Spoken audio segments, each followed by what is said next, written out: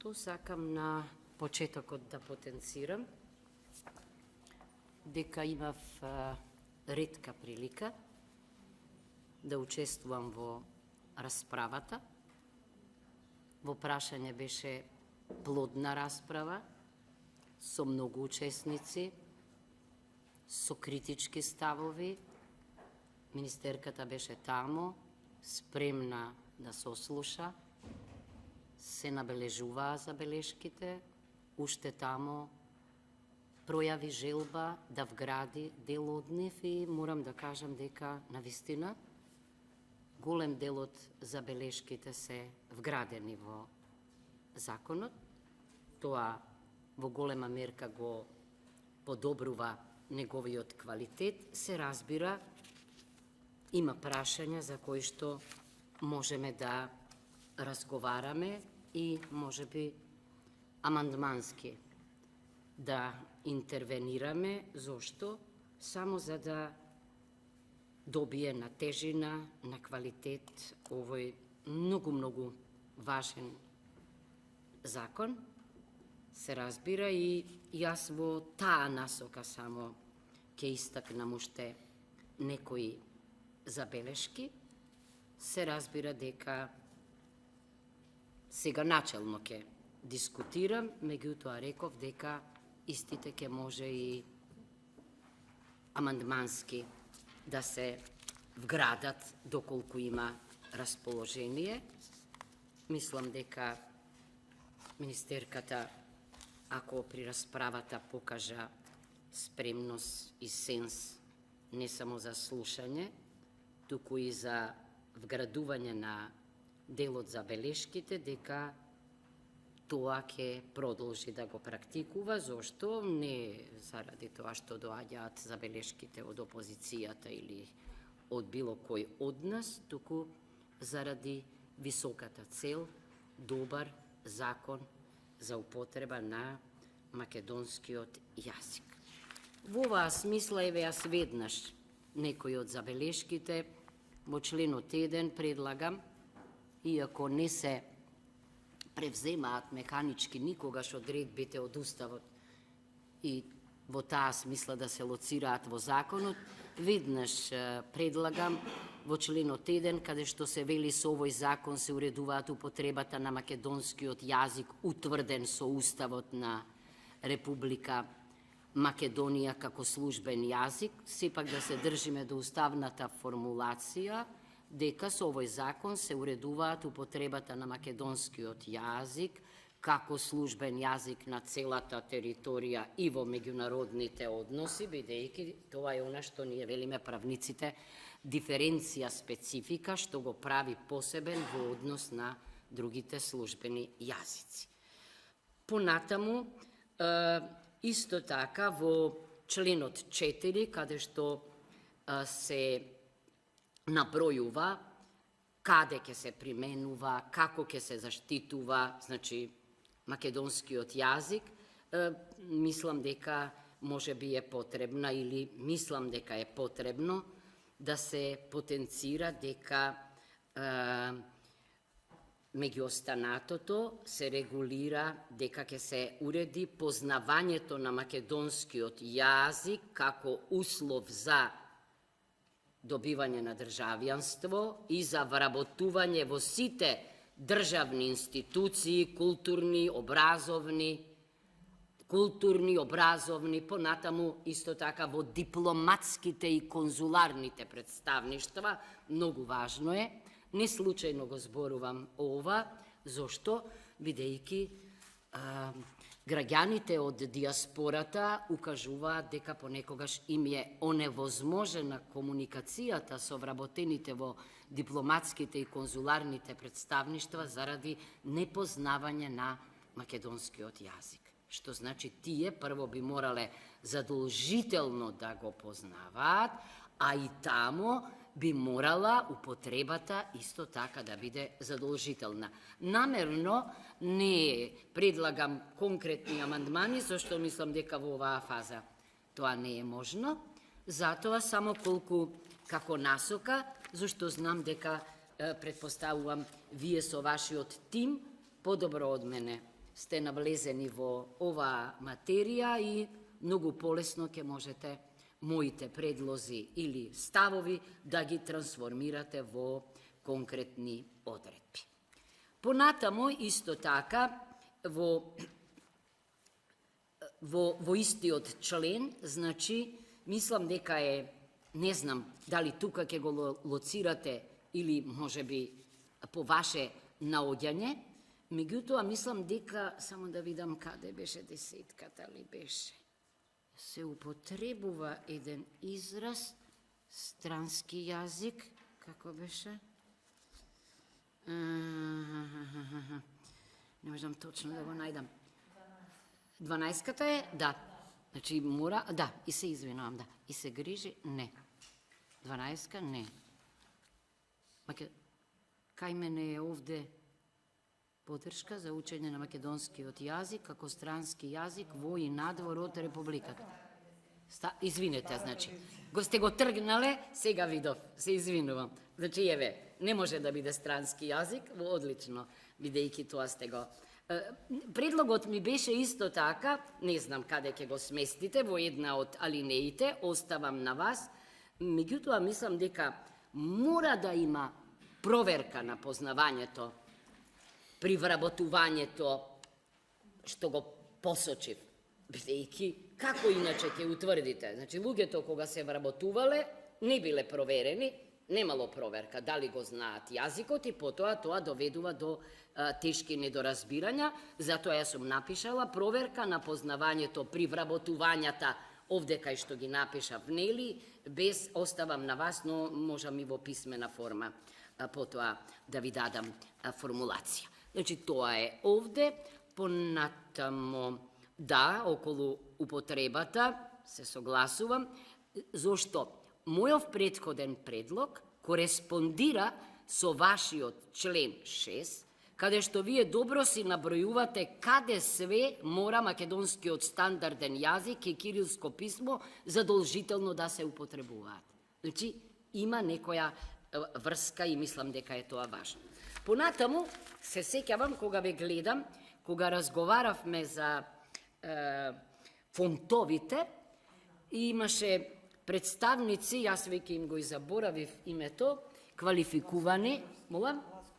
Ласко Ѓуровски, да, кои зборуваа, не сум знаела точно, дека има специфичен македонски фонд и да, тоа чини да се примени, но нема цена, бидејќи ние и самите имаме проблем, понекогаш и итаме или се соочуваме со други фонтови и тогаш доаѓа до тешка конфузија.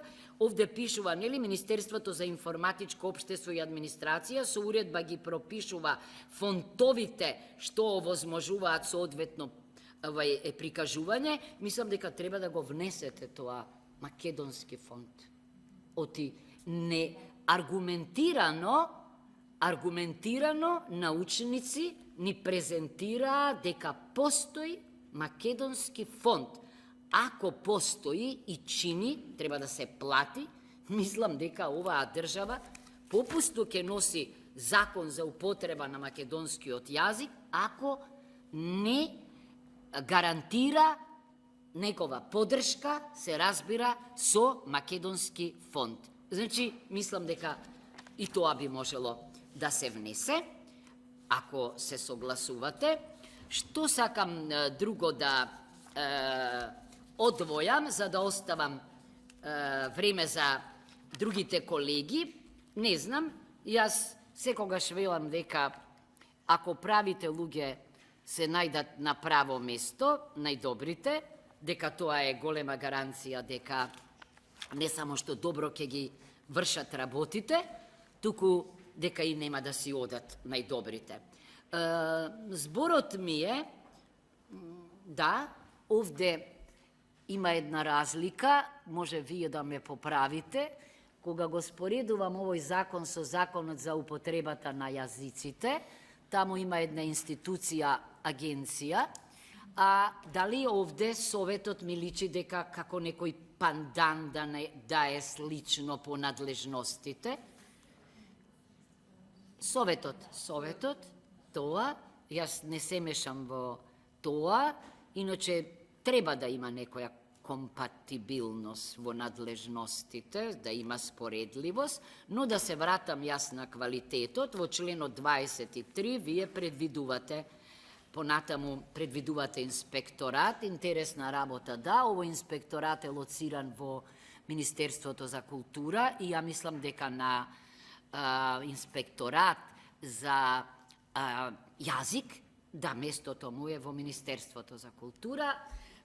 Другиот инспекторат е лоциран во Министерството за правда, нема да зборувам денеска за тоа, но околу условите за директорот.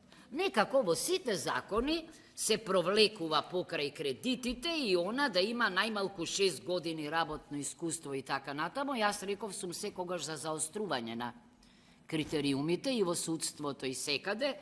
Предлагам, бидејќи ние имаме извонредни познавачи, 8 години или 10 години, тамо на вистина треба да седат луѓе кои не само што имаат добри дипломи, туку и дел од животот го посветиле на едно од најважните прашања од нематеријалното културно благо, што би рекла Велика, или како што вели УНЕСКО, нели? И јас сум секаде за заострување на критериумите.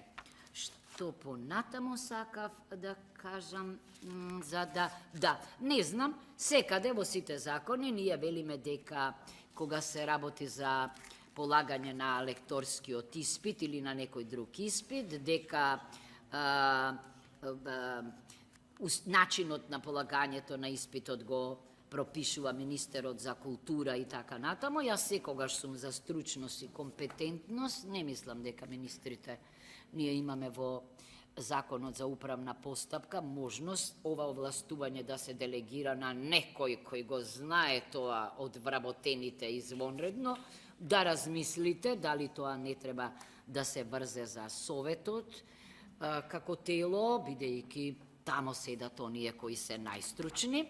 Кога веќе го споменав Советот, да кажам, и тука можеби може да се размисли, јас секогаш сум за тоа, да, зборувам за членовите на Советот, начинот на нивниот избор, тука го има според решенијата во законот, јас за тоа и дискутирав, главниот збор го има владата, се разбира врз основа на конкурс, но јас мислам дека подобро е директорот на првиот човек на Советот да го бираат самите членови на Советот. Тоа секогаш го кажувам. Значи, би сакала исто така, наместо да доминираат оние кои што ги предлагаат министрите, односно владата, може би да се отвори, и тамо дискутирав, поголем простор за, што знам, институтот за македонски јазик, МАНУ и така натаму. Единствената цел ми е да биде Советот на вистина синоним или да персонифицира највисоко знаење во сферата на филологијата, односно во познавањето на македонскиот јазик. Бидејќи овде, нели, председателот на Советот го именува владата, членовите на Советот ги именува владата, на предлог на председателот на Советот. Ова не ми се допаѓа, бидејќи ми наликува на државен орган, најчесто политички, председателот, да, тој ќе работи како тим, само зборувам дека, мислам, на квалитет би се добило доколку на вистина имаме еден хетероген состав, но од луѓе кои што се врвни познавачи на оваа област. Што сакав друго околу комисијата за полагање лекторски испит, да, на веб страницата, образецот, повторно министерот за култура, јас сум се запишала овде може ли комисијата или Советот, бидејќи не знам колку политичарите можат да се ослободат од политичкото влијание. Тоа секој ден ни се потврдува. И што имав уште друго нешто? Кај опасноста од конфликт на интереси. Тука имате, сега ќе го најдам членот, тој беше на крајот, да, 28. 28, во ставот 1 имате дека зборуваме за инспекторот, дека не сме да врши или да присуствува на инспекцијски надзор и така натаму. Член на орган, ако е во прашање, член на орган на управување или на надзорен орган, или каде што тој или член на неговото семејство имаат личен интерес, ставот 1, и во ставот 2 се опишува, се конкретизира дека се работи за крвно сродство во права линија со инспекторот во согласност со закон. Деновиве, кога чувме за вработување на зет во еден кабинет, јас се сетив дека ние на факултет, кога зборуваме за конфликт на интереси, дека велиме во права линија до втор степен, ама во споредна линија до прв степен. Зошто? За да отстраниме фамилиаризација. Многу опасно е, во многу држави многу построги се овие критериуми, оти фамилиарноста се одразува на квалитетот, фамилиарноста е закана за владењето на правото, ние каде што има кршење на владењето на правото, има закана од корупција, од клиентелизам, од криминал и мислам дека секаде каде што можеме, треба до максимум да ја отстраниме опасноста. Кај казните не зборувам, меѓутоа се разбира дека мора да се потенцира, дека сегашните казни се смешни, како да стимулираат кршење, тука ве поддржувам, тука пак има од друга страна, како што вели Венецијанската комисија, неразбирливи казни кај оној закон за употреба на јазиците, го имам пред мене мислењето, значи треба да има некое усогласување и мислам дека ова што е овде напишано, горе-долу, значи е на таа линија. Што сакав на крајот, да, во преодните и завршните одредби, само да видам, знам дека има една интервенција, тогаш јас побарав од вас да преиспитате. Значи, членот 41, велите законите во кои се содржани одредби за употребата, ќе се усогласат со одредбите од овој закон, да. Значи, сите, бидејќи е тоа, законот матичен за македонскиот јазик, сите други што имаат некаква врска со македонскиот јазик мора да се усогласат со него. Внесено е, значи мислев дека го нема, ама заклучив.